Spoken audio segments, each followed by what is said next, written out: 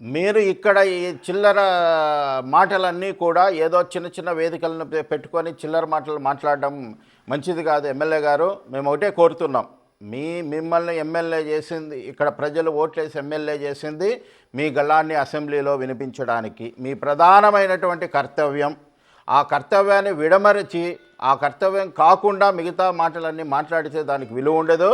మేము ఇప్పటికీ కూడా మళ్ళీ డిమాండ్ చేస్తున్నాం, నీకు రాజంపేట కేంద్రం మీద, జిల్లా కేంద్రం మీద చిత్తశుద్ధి ఉంటే అక్కడ గతంలో మేము అదే అసెంబ్లీ సాక్షిగా తప్పులు చేశామని చెప్పి ఒప్పుకొని అక్కడ డిమాండ్ చేయండి.